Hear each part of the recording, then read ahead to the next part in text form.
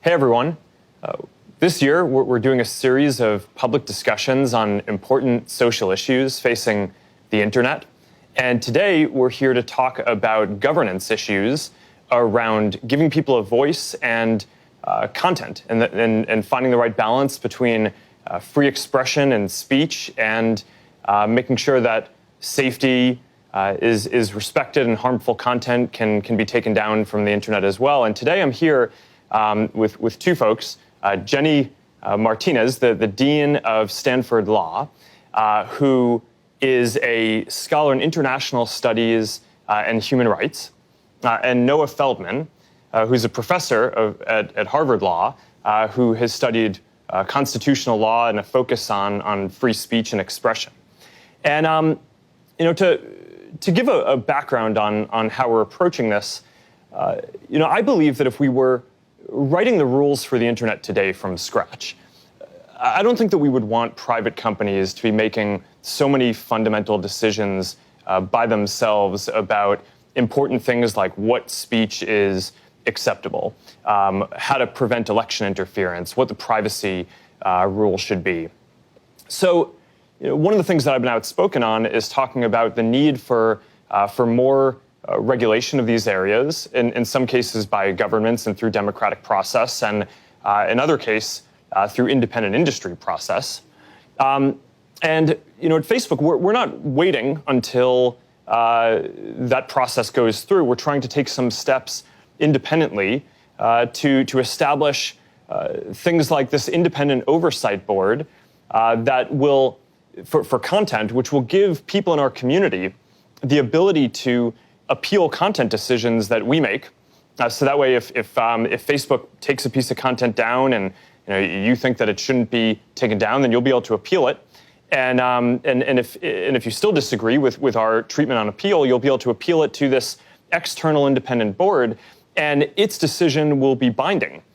So if it says that something needs to stay up, it'll stay up no matter what I think or our teams at Facebook think. And so this is an experiment in independent governance around expression, which we've been working on for more than a year now. And I've talked to a lot of different academics around this. Noah was originally involved in helping to think through what this idea would be, and we've taken the last year or so to go run trials around the world, right? So we've had almost 30 trials in a lot of different cities, experimenting with different constructs around how this board would work.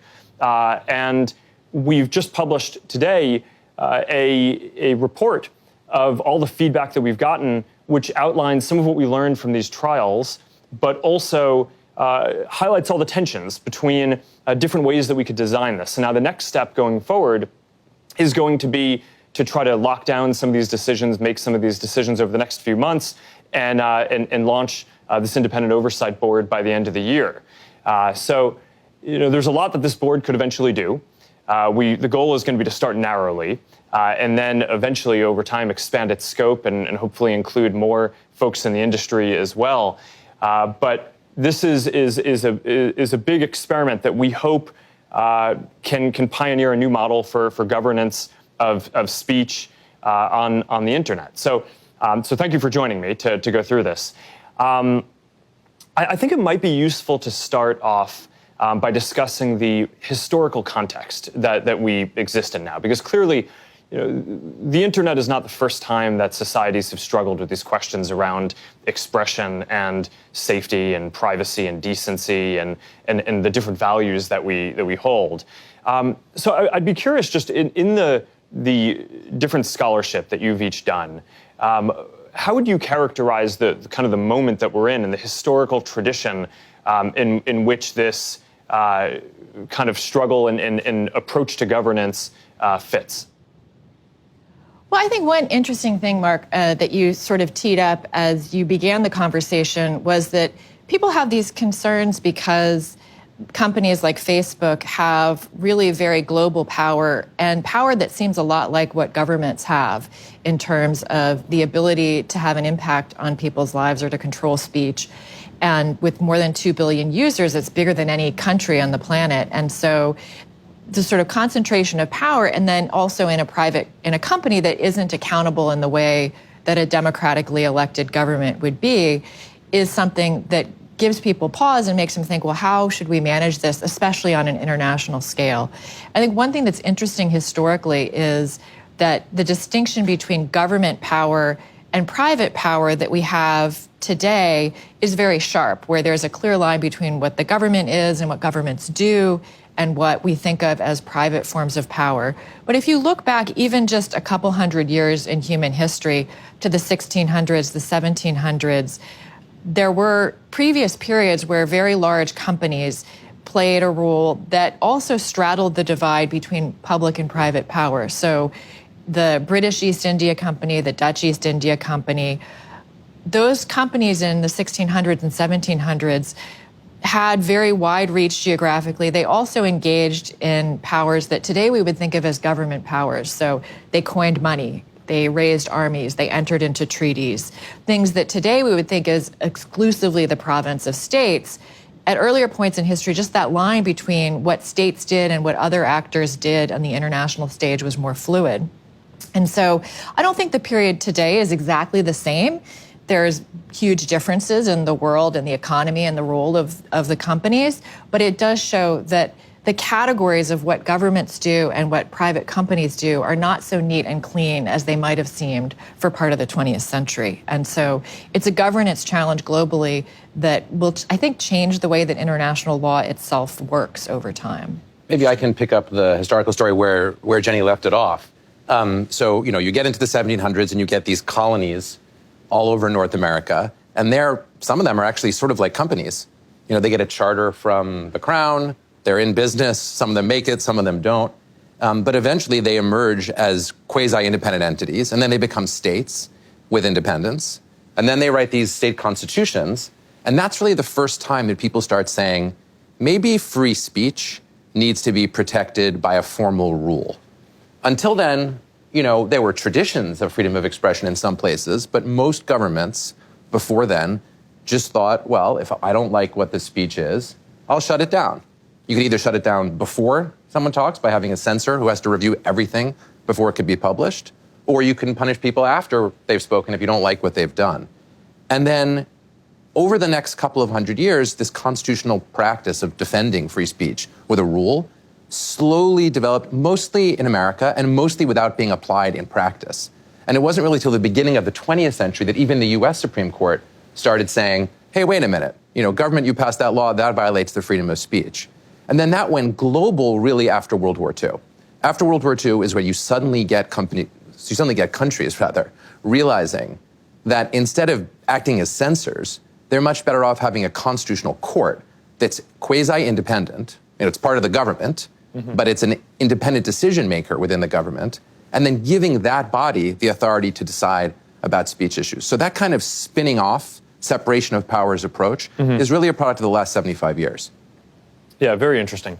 So, when I first started thinking about this idea of how to get more of the community involved, how to build an independent process for to get involved with more of our content policies, because there's a strong feeling that this is not something that a private company should be just defining by itself. And there's the questions about what people can say in different contexts is it affects people broadly and is not something that I think we would want any one set of people deciding by themselves. The original idea that I was thinking about was more to involve independent folks in setting the policies directly. And in some of our early conversations, you had basically proposed and convinced me that it would make more sense to start with more of an appeals type analog rather than a legislative type analog or policy setting analog. And I'm curious to hear you talk through in a bit more detail about why you think that that's the right approach to go to protect speech and to engage in the kind of independence that that we want to provide for this community. There are really two reasons. One is modesty. In the end, Facebook is a company, not a country. And so it doesn't have a democratic base of citizens who could vote for elected representatives in some obvious way and then pass laws that would then be enforced by a government apparatus.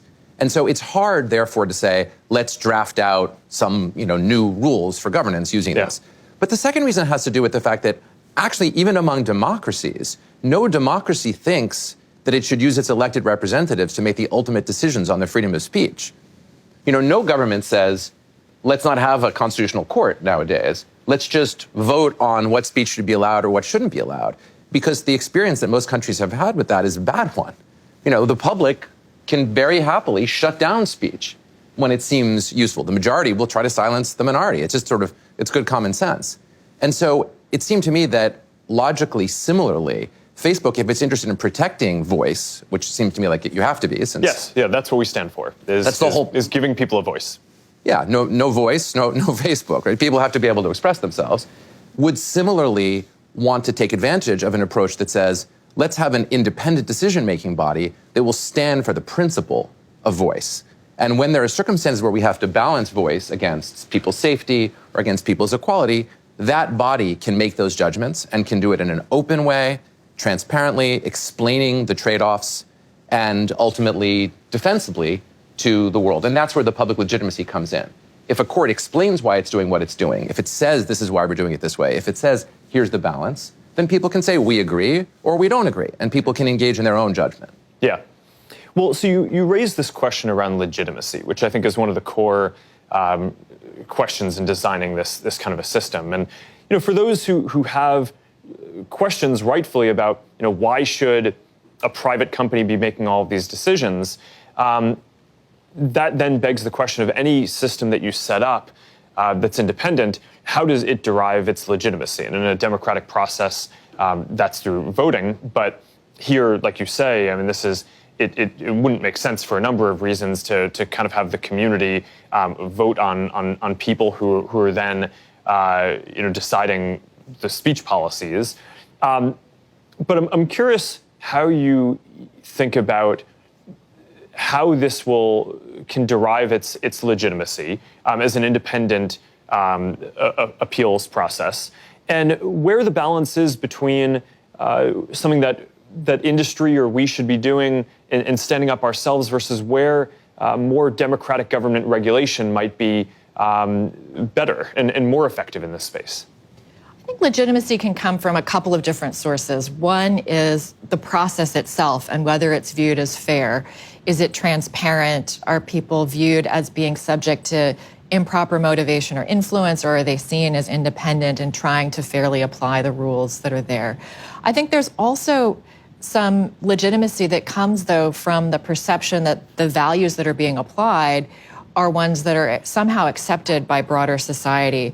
And one thing I think that you've talked about in some of the materials that I think is relevant to that is the question of whether you try to relate back your values to some external standard that's been created through a public process like international human rights law, where you have countries coming together and saying expression and then is valued and protected, and then naming some of the other values that society might have that you would, in those hard cases, be balancing, whether it's public safety or equality.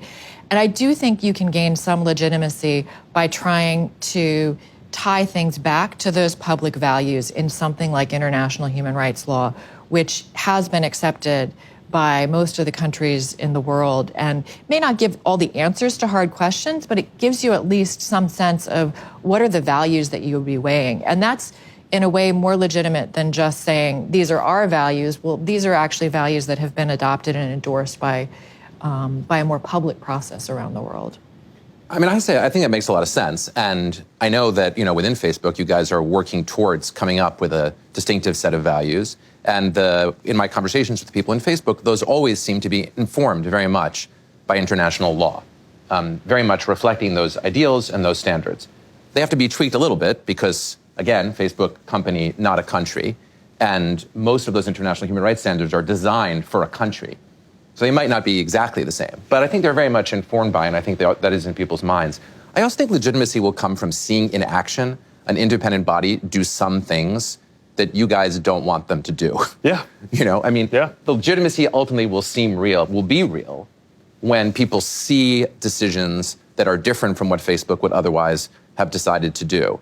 And I think, we live in a very sophisticated world today where you couldn't create legitimacy for something unless it was genuinely independent. And so people will want to see the genuine independence in action. Yeah, I mean, that's my expectation, is that we can say that this is an independent process. We can have a consultative approach to helping design it and figure out who should be on it. But the trust in the institution will need to be built up over time. And I would imagine that the first time where our content review team at Facebook makes a decision, and I agree with that decision, but then this board says no, it's going the other way, and we listen, and then our systems are hardwired that what it decides actually gets reflected in the systems, and then we have to figure out how the policies need to evolve to fit that. I kind of imagine that we'll go through a number of those, and that will increase trust in this as an institution, even if that creates other questions around the balance and kind of tension between it and our own operations. But I think that this is going to be a very interesting one to see how it evolves. So Jenny, you'd mentioned some of the different kind of theories or frameworks for thinking about expression in the international notion versus the American sense with the First Amendment that is kind of much stronger on protecting speech at the rather than balancing it against other values. And I'm curious how you think the standards on the internet, I guess for our services, but broadly, the values kind of fit within the different frameworks that we've seen, both the American one, the European one, and others around the world as well. I think even in the U.S., I think the court has recognized that the value of expression has to be weighed sometimes against other values in society. So, famously, you can't shout fire in a crowded theater. There are limits on free expression, even in the United States, as the court has looked at what do you need to have a society function. But definitely the U.S., if you were to line up countries in the world, we're on the end of protecting more speech. And honestly, that's where I sort of come from it. I think you can't shake your own legal background. And as an American constitutional lawyer, I tend always towards freedom of expression. But when you look at, for example, the European approach, I think each part of the world has been shaped by its own history. And so when you see countries like Germany or France having more restrictions on hate speech or on Holocaust denial, I think it's really rooted in their particular social and legal history, where the laws that they created about freedom of expression in the late 1940s and 50s really reacted to the experience that they had recently undergone in World War II and the ways in which they saw that extreme hate speech could lead to violence on a mass scale. And so I think one of the challenges for an enterprise like this is how to balance the legitimate differences among countries in terms of their own history and culture and how they want to balance what are really hard choices at the edge, how to accommodate the different approaches of various parts of the world while also trying to set some kind of standard of protection that you want to apply across the board. And I think that's a real challenge. Mark, how have you thought about the international dimension of this from your own perspective? I mean, obviously you're an American, so you also have the free expression, sentiment that we all are raised with, but you're running a global company. So how have you, traditionally found yourself thinking about that challenge? Well, so Facebook stands for giving people a voice, right? I mean, that's such a fundamental part of what we do. And there are all these obstacles to giving people as much voice as you would want. And some of them are these legal or policy-oriented ones that we're talking about now. A lot of them are just technical, right? There are lots of people who don't have access to the internet and don't have access to the tools or don't have access to as high fidelity of tools to give people a voice. So those are less controversial to try to break down those boundaries. But a lot of what I see us doing is basically trying to move in the direction of giving more people a voice. When we talk about connecting people the voice and being able to choose who you connect with, who you associate with, what you say to different people is fundamental in our ability to connect as people. When we talk about giving small businesses access to the same opportunities that traditionally the big guys have had, whether it gets to finding customers or getting the word out about what they're doing, that comes down to voice too, right? So I think that voice is incredibly empowering and is in a lot of ways the primary value that in principle that we care about. And one of the things that I think we've struggled with is that there are different principles and values, though, and I think often people don't acknowledge the trade-offs between different things, but there are also trade-offs between expression on the one hand and safety or privacy, right? You should not have the ability to go reveal people's private information that they didn't want to get revealed. You should not have the ability to go bully people or use your voice to go organize and incite violence, right? And those are things that I think we would all agree are bad. And then I think that these different traditions, whether it's the European one or the American one, have somewhat different ways of balancing them. But I do think you have to acknowledge that there are different values at play. So even if our goal is to try to maximize voice, there are going to be these other values that we really hold dear and feel a deep responsibility to manage well for the community. So one of the interesting challenges in setting up this board is I wouldn't want to set it up so that I would worry that one of the issues with expression overall is people are generally for expression in the abstract, but then in many individual cases where something's controversial, the people lobbying to take down a piece of content end up being a lot louder than the people who in the abstract are for having it maintaining the principle of expression. So the question is, how do you design a system that can protect that more abstract but also very fundamental notion of giving people a voice, while also acknowledging that there are these other values that are dear and that are incredibly important to our responsibility to our community and that we need to uphold as well. So that's kind of what I was hoping to get at in the discussion between the kind of the European approach or the international human rights frame on this compared to the American approach, which granted, the American approach doesn't say that it doesn't say that everything is allowed, but it certainly gives much more deference to voice and expression. And I'm curious how you think that we should balance that on the internet and designing a system that fits with the values that I'm discussing here. Yeah, I mean, one thing I wanted to also ask Jenny about is, we're talking about a body that will be made up of people from all over the world. Facebook's got users all over the world, and so you have to have members of an oversight board from all over the world. And then they'll have a set of values that are their common values that they'll commit themselves to upholding. And I'm wondering, Jenny, I mean, I remember after we clerked together at the Supreme Court, you went off and clerked for the International Court of Justice. And then you've studied international law.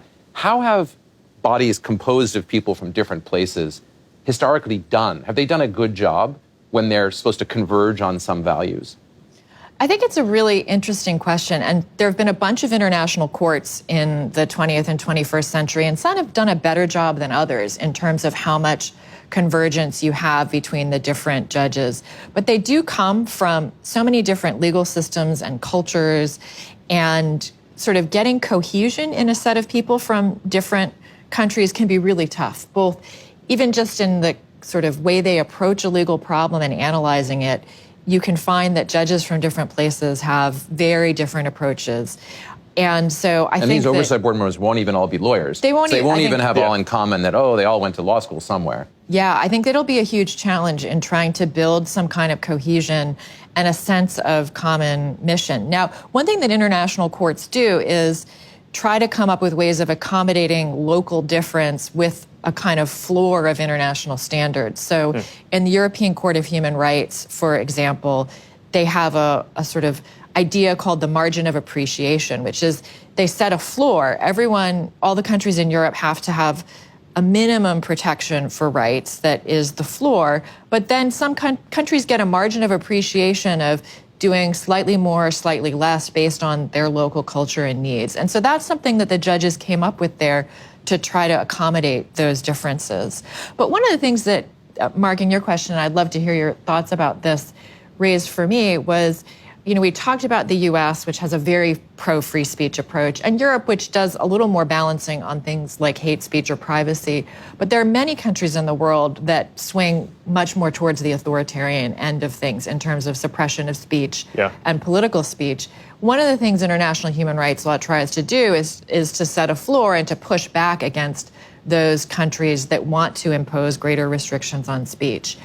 You have a policy, and I understand that the review board will follow the policy of complying with local law. But I wonder, in terms of the value of, the tilt that you've described towards voices wanting to suppress speech, how do you balance that accommodation and respect for local law with the desire to protect free expression when you've got a country that's engaged in censorship that is problematic? Yeah, I mean, this is a set of controversial decisions that we spend a lot of time thinking about. But it goes back to this principle of trying to give people the most voice that we can, and this idea that that giving people a voice is something that you can expand on. If you give people better technical tools, if you give people the ability to get their ideas and experience out, you're expanding people's voice. If you push on the boundaries of what people are allowed to communicate, you're expanding people's voice.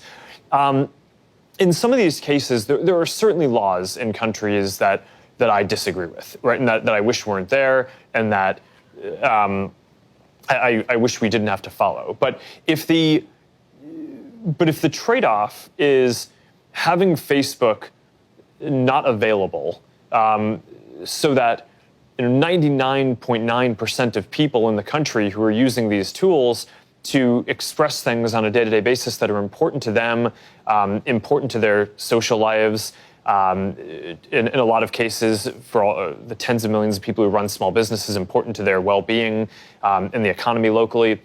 To say that we're going to deprive those people of a tool because 0.01% of the people in a country are trying to express something that a local law forbids doesn't feel like the right calculation, even though I understand it. I mean, it's even if we disagree with the law. So we've made the decision that in most of these cases we're going to follow local laws on speech. That doesn't mean that there are lines here that I think are incredibly important. You do have this question all the time where countries are trying to impose their local standards on people outside of their country, and that's obviously not going to be something that we go for. At the same time, we're very sensitive on the privacy side not to store people's data in countries that we think aren't going to respect people's human rights. And that's a little bit different from a question around censorship. But the notion there is, okay, if people can't express every single thing that they would want because a local repressive government says that you can't, then that's limiting your voice, and that's a problem.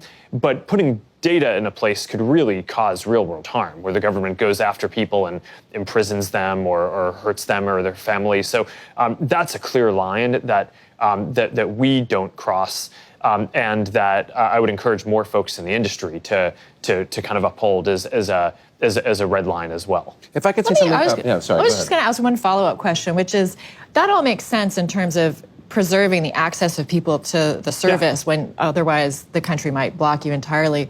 But with this new content review board, even if you say you're going to comply with local law at the end, why not let the board say, okay, this decision, you're going to do it because you comply with local law, but in a kind of advisory opinion kind of way, we think that this particular censorship decision violates Facebook's values or international human rights standards. We understand the company is going to go along with the local law, but we think it's an sort of inappropriate suppression of speech. I would be supportive of that. Yeah, and one of the fundamental properties of the board is going to be reason giving, right? So it's not just that it's a group of people. They go off, they make a decision, and then the decision is done and it's opaque. A lot of the point is to build up almost a case law analog and precedents, and rationale for why certain decisions are being made that hopefully over time will not just influence our systems here and the different services that we run, but the way that people think about this across the industry. We'll start narrow, right, in terms of the scope, but I mean, over time, if this works well, you could see this expanding to be something where other companies directly want to use a board like this to help adjudicate and deal with appeals on some of the most complex issues that they face as well. And hopefully the work that gets done here is serious thinking that can also over time influence the way that other scholars and folks who are putting laws and regulations in place in different countries around the world think about the way that expression should work on the internet as well. And if I could say something optimistic about this, I mean, in that scenario that Mark describes, where the board does a good job and it issues opinions and people listen to them, I think courts in a lot of countries will take that seriously. It will, the same way that courts, sometimes listen to the opinions of courts from different countries. Doesn't mean that they force to follow them, obviously. It just means they think, oh, that's interesting. That's a reasonable way of going about the particular problem. And I think, especially in countries where the legal pressure they're putting on Facebook is sort of at the boundary of what their own law actually requires. Sometimes countries say, oh, you have to take this down, it's illegal. And then Facebook can push back and say, well, it's not really illegal under your laws. You just really don't like it in this case. The board, I think, could really help in that effort by saying, well, we've done the balancing. We've made a thoughtful judgment. That should influence you. Again, that's an optimistic picture. Mm-hmm.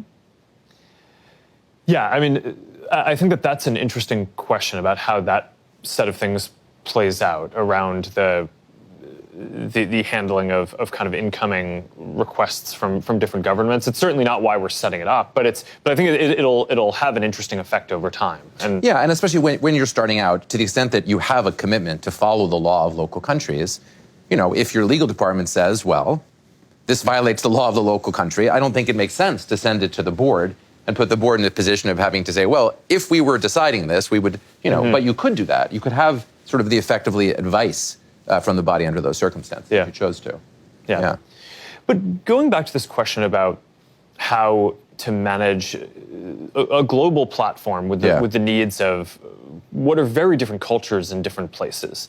I mean, this has been one of the points that the report that we published highlights in terms of different tensions and design decisions. I'm curious how you would think about this in terms of how to have a group that has sufficient cohesion that it can that it can help make these decisions for the platform around the world, where deference needs to be given to local cultures, and how you would just think about that overall. I mean, for me, because Facebook is committed to universal values and is also committed to having community standards on its platform that are the same everywhere, what you want is the international participants to give you local understanding, to give you cultural knowledge. So if you're trying to figure out if a particular post is ironic and funny, or is in fact, intended to do harm to people, you need somebody with the sophistication to know what people think in the culture. And you can rely on experts for that up to a certain point, but there's no substitute for having someone on the board who actually can help explain those things. And I think that's hugely valuable. But then the body also has to be aware that there are going to be some things, like nudity policy is a great example, where, there's a huge range of different cultural choices all over the world on nudity. In some cultures, it's normal to wear very few clothes, and in some cultures, it's normal to wear a whole lot of clothes. And I think if you're going to have, as Facebook does have, a single standard on nudity, then the body has to be made up, the oversight board has to be made up of people who say, we get it. We get that there's cultural difference, but we also get that this is a platform that operates globally, and we've had to converge on something that more or less works, acknowledging that it's not a perfect fit for the south of France, and it's not a perfect fit for Saudi Arabia. I think one challenge in respect to that is figuring out sort of what's the optimal number of people to cover the geographic diversity of the world while still having cohesion among the people who are on the board, so that there's consistency in approach and a kind of understanding. And I think that to get that, you can't realistically represent all the countries or even sort of significant portions of it in a manageable size group. So you have to have some way of picking people who are going to be aware of their own cultural blind spots, and then also have the ability to talk to experts, talk to people from a particular geographic space to get more information. But I think that's part of what the struggle you'll have will be in trying to find that right number of people. And in our conversations, we've been hovering around 40 with the goal of trying to maximize participation from different parts in the world while also having a body that can still function. Probably the 40 aren't going to sit on any one decision together. They'll have to sit in sub-panels. Yeah. But that seems like ballpark to me, roughly the right sort of number. Yeah, and that's something that the report discusses, is basically the range. I think that there's the discussion about should it be closer to 20, should it be closer to 100. Yeah. There are different pros and cons around cohesion of the group, ability to handle a workload. I mean, there are going to be if the workload gets too big. It's already going to function in this way where, if you're in the community and you want to appeal a decision, your first appeal goes to a set of appealers, people who can look at those appeals inside Facebook. But then afterwards, if you still aren't satisfied with that, you'll be able to appeal to this independent board, but it will have to choose which cases it takes. And there's a question of, do we want it to handle 100 cases a year or 50 or 1,000, and that's an important piece of this as well.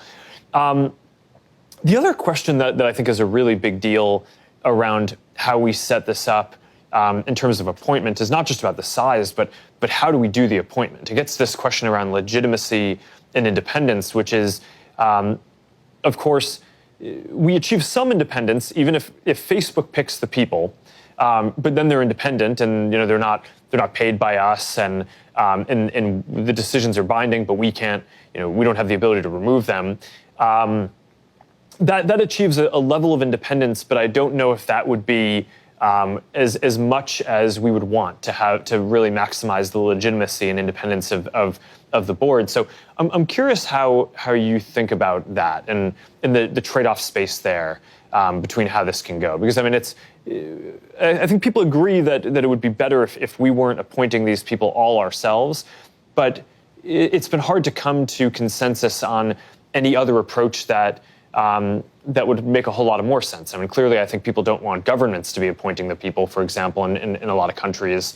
But I'm curious, what balance, where do you think we should end up on this? Well, one mechanism you sometimes see in international bodies is to have one step in between the sort of selection, so selecting the selectors. So for the International Court of Justice, for example, states appoint representatives to the Permanent Court of Arbitration, which is a different body. And then those people then suggest candidates for the ICJ in addition to other things they do. And then in that case, it's the UN General Assembly and Security Council that make the final decision. But there's a step between the interested parties, that is the states, and then the actual people who are chosen. So one possibility is sort of selecting people who then go on and select the actual members of the board. So there's a little bit of remove. I've really struggled with this, in all of our conversations. I like Jenny's idea, and I like the idea of some intervening entity, but I think that from a public perspective, people will say, wait, you picked the people who picked the people, so how did you choose that first set of people? I think we get very quickly into a kind of regress problem. And so maybe there's a hybrid solution, where we could choose some of the people, and then those people could participate alongside Facebook and external input on choosing the next set of people. It might be possible to arrange a kind of middle ground, solution there without making the process so complicated. One thing about these big international entities is they do a lot of other stuff. The people who do the picking, that's not the only thing they do. And that would not necessarily be the case here because we're not working against the backdrop of a big infrastructure since this is an experiment that you're doing. Yeah. I think somewhere in the space of what you're saying, though, of having some selection group that will arrive at through a consultative process overall. So even if Facebook blesses that initial group, it won't be something that we just kind of sit in a room and come up with by ourselves. And then whether that group ends up being on the board as well as picking the other people, or ends up just selecting the board by itself. There are pros and cons to those, but I think something in that space is probably what makes the most sense to me about where we'll want to end up on this. And in the end, people are going to see this body as an independent decision-making body when it makes independent decisions. I really believe that its public legitimacy will come from actually doing a good job, rather than purely from the initial mode of selection. Yeah. I think another big challenge that you'll have that will make or break this is how you manage the volume of potential cases and the case selection process. Because I think if people see either because of the volume of content that there could be to review, that you're not reviewing enough of it or the right ones, or the timing is too slow, where people think that this is content that we're really worried about now, but by the time this board gets to it, it's months down the road. The ship has already sailed, the riots have happened in the city, or whatever harm has occurred has happened. So I think that's a huge challenge, that it will make or break this in terms of whether people view it as legitimate and actually doing something. So I wonder how you think about, both of you, the volume of cases and how you can possibly both resolve things expeditiously enough that the public thinks this is actually weighing in at a time when it's useful, and then hitting the right cases out of this huge number of content moderation decisions you're making. Yeah, no, this is a really important point. I think we envision two different tracks. So there's one set of things that are more deliberative, precedent-setting, longer-term decisions, where the importance is less about okay, in this specific case, did we take the piece of content down or leave it up today? But more about influencing the long-term direction of the policies and the way that the platform evolves. There's another set of issues which very much are urgent. And there we need a mechanism to basically be able to refer issues that we see to the board and have a relatively rapid turnaround that could affect whether something could have an imminent impact. And that, I think, also reflects how the issues will get raised to the board. On the one hand, there will be an appeals process where anyone in the community will be able to get an appeal, which will first go to Facebook, and then a second appeal, they'll be able to at least raise it to the board, and then the board can consider hearing it. And I imagine that there will also be a staff for the board. There will be a permanent staff to help review and prioritize some of this as well. And at the same time, I think that there also needs to be a track where Facebook and our systems directly can say, hey, we see that this piece of content is about to go viral, and we are making a decision on how we're going to handle this, because that's our responsibility. But we also want to make sure that we think this is a very important matter. So we also want to refer this to the board and put it on your radar now, that you might want to make a decision on this now and rule on whether our handling of this was right. And that will create additional accountability and oversight of what we do internally, which I think is important. But it's also a way for us to execute on our responsibility for managing the content as well as possible. It's not that we're ever going to be out of the business of having to make these decisions ourselves internally, but we just think that it's so important that these decisions get made well, that in addition to trying to build out robust internal systems, we're also going to build out this whole independent system for oversight and accountability of the way that we're making those, and that we can refer stuff to it ourselves in addition to the way that the community can appeal it. And just one point that very much builds on what Mark was saying, one huge advantage of reason giving, of explanation for the decision, is that it drives you in life, if you have to give a reason for what you do, to think it through clearly and to state it clearly. And especially for high-pressure, short-run decisions, we're all human. It's almost impossible to make those decisions perfectly. But if you know that there's going to be a review of that decision, you're going to have to come up with a clear reason for it. And then when the body is doing the review, it's going to give clear reasons for it. And then I think for the general public that's trying to figure out, was this the right decision, they'll have a framework for making their own judgment, instead of just instinctively thinking, well, if Facebook did this, it must have been the right decision, or if Facebook did this, it must have been the wrong decision. Yeah. One interesting thing is that you have at your hands many more tools than governments have. Governments have sort of an on-off switch about speech. They can punish people for speech. They can order you to take it down.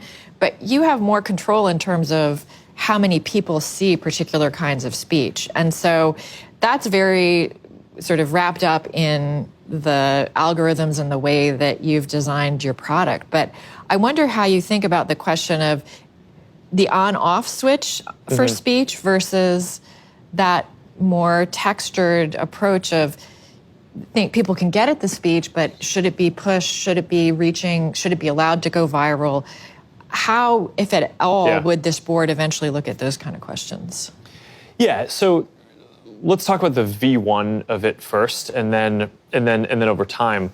I think that this is such an ambitious and unusual project in general for a company to take on, that one of the things that I've tried to be careful about is making sure that the scope is clear in the beginning, so that way it doesn't just collapse under its own weight. So my hope, I have a lot of hope that this can expand over time and cover more scope, can include more folks in the industry, can become part of a broader process. But I also just want to be careful about not trying to do too much at once, such that I think it's going to be hard even to pull off what we're trying to here. But that said, I do think the point that you're raising is an important one. That it's not just about yes, no, is this on the platform or not. It's not.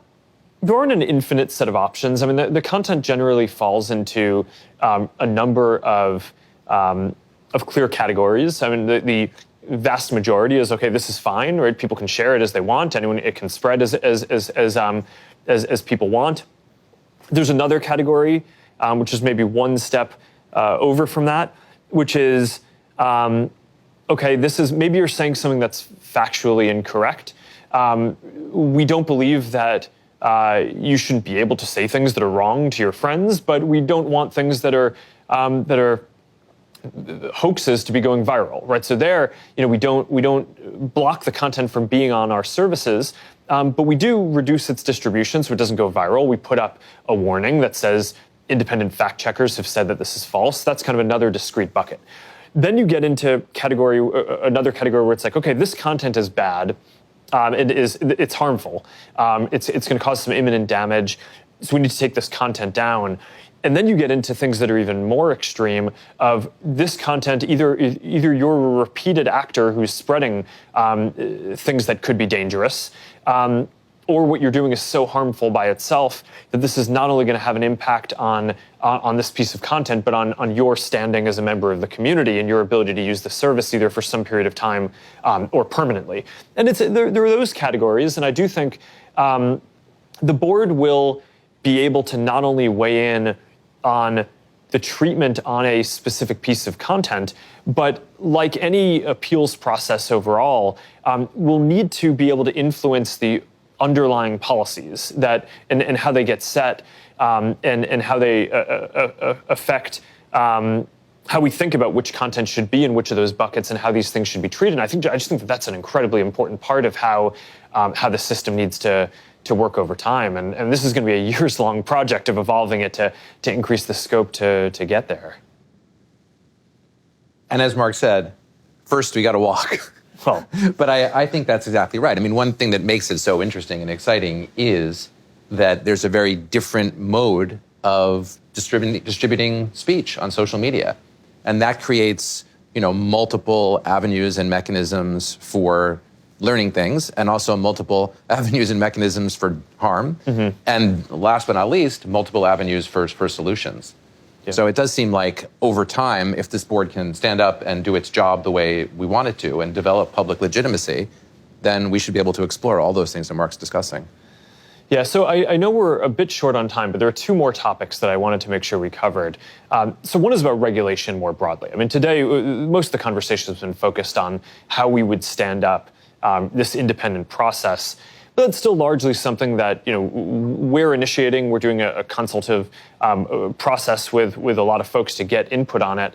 But it's not a it's not a government-imposed regulation.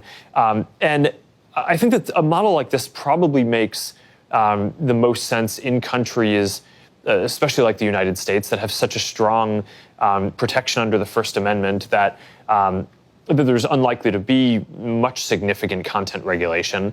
But I'm curious how you think about how this plays out across the world and where a model like this can intersect with regulation and where that can be productive or what we should look out for, or where we should be encouraging more regulation that might be more effective than this in certain places, or just how you think about that overall.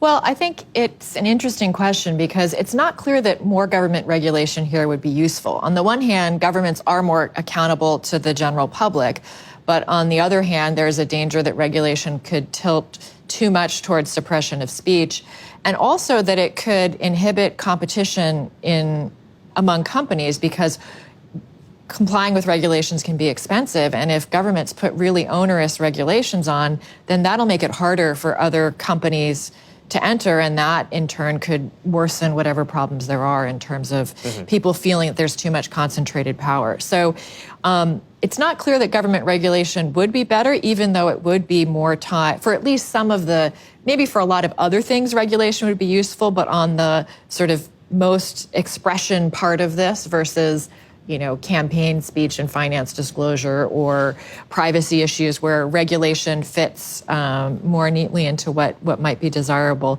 I do think it's interesting internationally to think about what industry and governments and civil society have done in some other areas. In international law, people call it multi-stakeholder initiatives. So, for example, with respect to diamonds being mined in areas where there's armed conflict, there's something called the Kimberley process that involved governments, it involved companies, it involved non-governmental organizations and human rights groups to try to come up with some standards. And so here, I do think there is the potential in the long run. It's not a quick and dirty solution, but in the long run to have greater involvement from the industry as a whole, from non-governmental organizations, intergovernmental organizations like the UN, to have more global standard setting, even in a non-binding way, where you have some kind of international process to set standards that industry participates in, that civil society groups participate in, and maybe they're not binding at the end of the day, but that they represent a kind of deliberative process involving more stakeholders. And so that's something we've seen internationally in a lot of other areas, and I think it's something that you could see develop here. To me, that makes a lot of sense. I mean, I think when you think about governments regulating, I would like to see governments say, among those countries where they are going to demand some form of regulation, look, we want you to have a system where you state your values and explain what you're doing. And then, Facebook could say, well, look, we have that system. Here it is. And then in a sense, this could eventually, again, if it's successful, be a kind of best practices model for governments that say, because I think most governments don't actually want to engage in the review of billions of pieces of content every day. They just want to make sure that it's being done responsibly. And that seems to me very sensible. And I think similarly, if other companies want to get involved over time and it could become an industry-wide phenomenon, that too, I think, fits this goal. I don't think governments should want to, and I would not love the idea of governments going into the details of what content goes up and what content, comes down. But I think they could plausibly say, have a system. Yeah. And that seems like a logical mode of regulation here that protects freedom of expression. That makes a lot of sense to me. I mean, we've been engaged with the French government, which is trying to figure out its regulatory approach to the internet and expression and balancing these different values. And they've been very engaged in this and kind of very sophisticated in thinking through and understanding all of the systems that exist out there today. And where they should be improved, but where they're good, and it seems to me like where they're getting to, which feels right, is more on the lens of requiring that there's systems in place that are adequate, that are continuously improving, where there's the right transparency, so that people can and the governments can understand what the systems are and what the companies are doing to maintain them, and it's quite possible over time if this approach works well, I would hope that that one thing that we could potentially consider is having governments consider this approach of an independent board as part of the overall system of content governance for internet services online.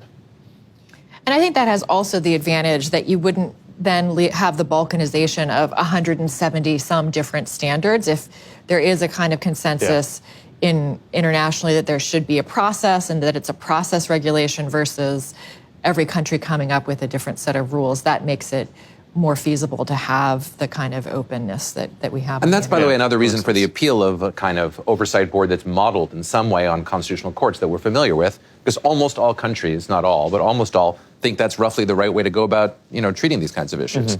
Yeah, that makes sense.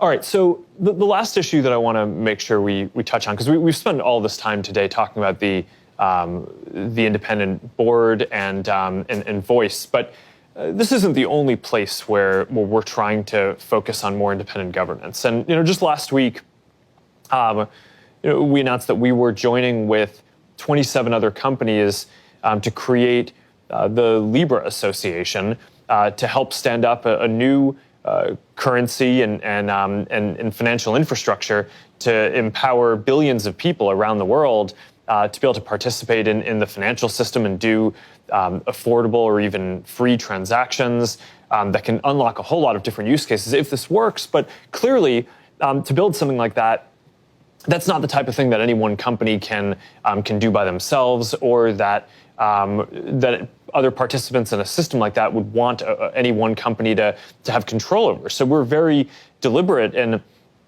making sure that as we worked with a lot of other companies to start this, that Facebook gets one vote in the association. We don't get to control it.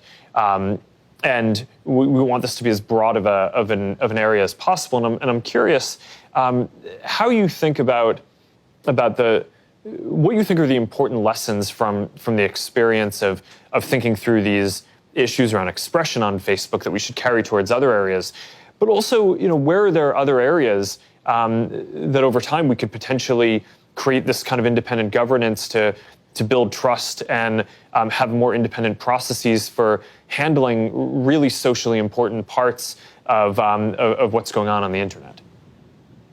Well, it is an interesting sort of another public-private question, right, where sort of money is traditionally the province of governments, and international financial systems are under the control of states, either through their own currencies or through international bodies. And so I think one challenge with this is not only just having a balance of different private entities that might be involved in setting this up, but thinking about the public values of, protection against money laundering and terrorist financing and all those kinds of things. And I think those are things you've thought about, but I imagine from the perspective of states, those are really big concerns. And so having something that is global in reach, but that's outside the control of any one state, it presents an international governance problem in the same way that some of the things we've been talking about with expression do. And that I do think it is a shift in the way international law will work over time when you've got these kind of functions being carried out in the private sector on a global scale.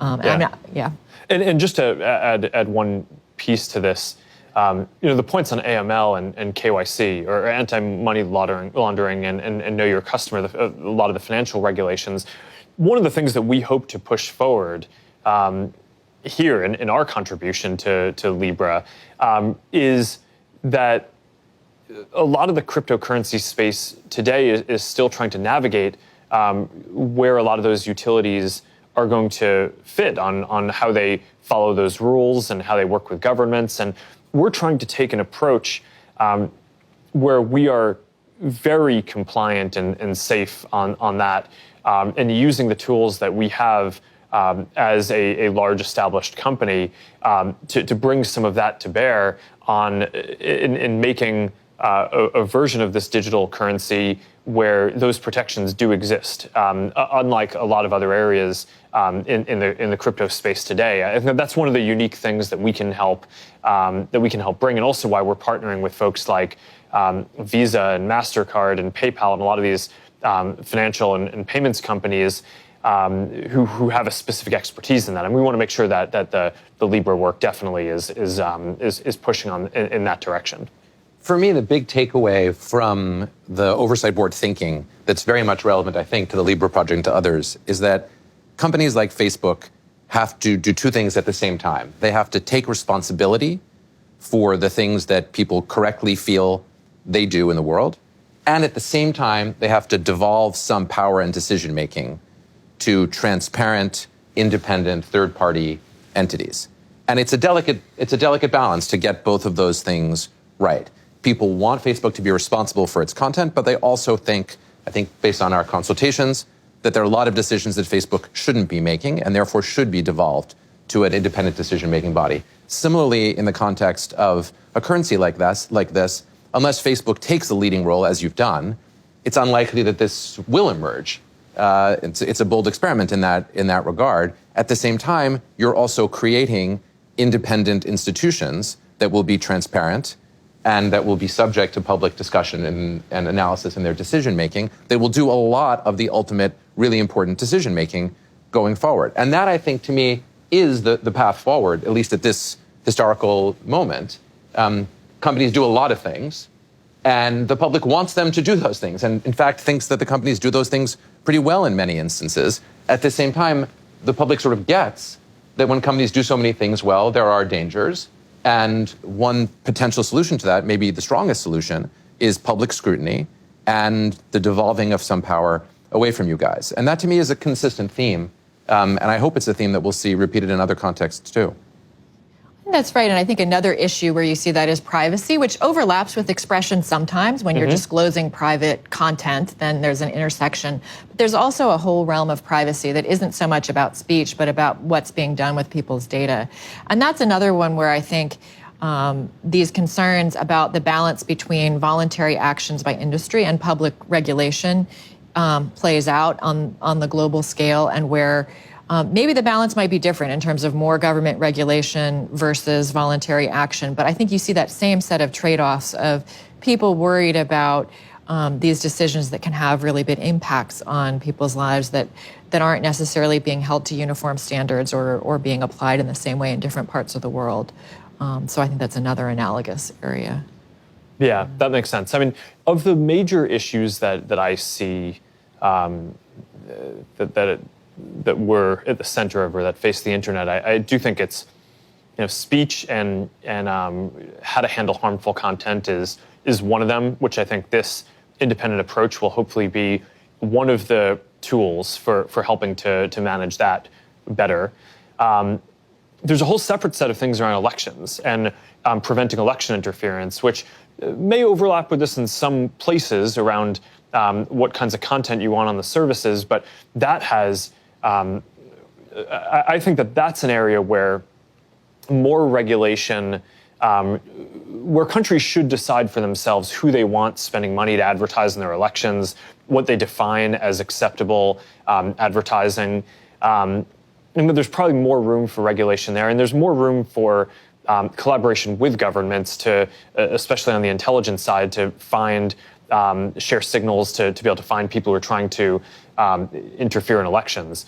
Then the third issue is privacy, where I do think that's one where we've seen with GDPR that there can be regulation that I think can be effective at encoding the rights that people care about, but that also that give enough space for companies to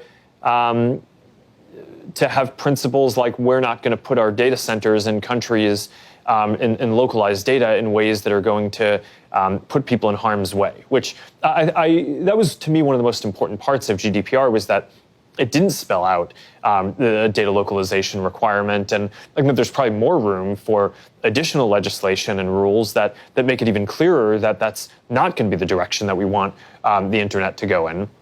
So if that's the third issue, then the last one, I think, is almost it really is a tension with privacy, which is around data portability and people's ability to move data from one place to another, which it doesn't need to be in tension. We should be able to have privacy and portability, but if we, as a society, are mostly focused on, are talking about issues around privacy, then the incentive for all companies is to make sure that all the data is locked down and not in that you're not making it as easy as possible for people to bring data out that could potentially be risky and create issues on the privacy side. So I think that we need to balance that with good rules on data portability that also require that companies act in certain ways to always enable people to bring the data that they should have access to use to other places as well. And there, the hard questions are about, okay, well, what's the definition of what's your data and what's someone else's data? What should you have access to be able to bring? That we could spend a whole hour on just that alone. But yeah, I do think some of these will lend themselves to independent governance and in some ways even self-regulation among an industry. Some of them will be places where I think governments should require that companies have systems in place, like we're talking about on content.